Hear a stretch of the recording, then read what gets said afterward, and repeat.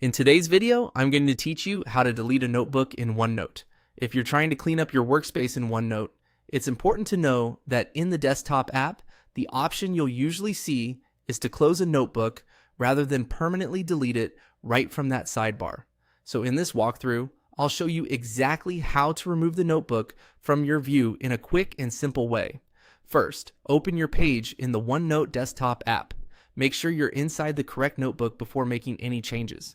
This is especially helpful if you have several notebooks open at the same time, since OneNote can display multiple notebooks in the left-hand panel. Taking a moment to confirm the correct one will help you avoid closing the wrong notebook by mistake. Once OneNote is open, go to the left-hand panel where your notebooks are listed. Find the name of the notebook you want to remove from view. When you've located it, right-click directly on the notebook's name. This will open a small menu with options related to that specific notebook. If you're using a trackpad or a mouse with different settings, just use the equivalent of a right click to bring up the same menu. From that menu, select Close this notebook. As soon as you click it, the notebook will disappear from your OneNote sidebar, which helps keep your workspace more organized and less cluttered. This is the fastest way to remove a notebook from the desktop app when you no longer need to see it there regularly.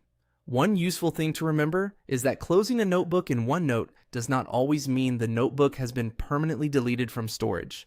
In many cases, it simply removes it from your list of open notebooks in the app. That means if you need it again later, you may be able to reopen it depending on where it's stored. So, to recap, open OneNote on your desktop, right-click the notebook name in the left-hand panel, and choose Close this notebook. That's all it takes. If your goal is to fully delete the notebook everywhere, you may need to remove it from the location where it's actually saved, such as cloud storage or your device, after closing it in OneNote. But for removing it from the app itself, this method gets the job done quickly and easily. And that's how to delete a notebook in OneNote.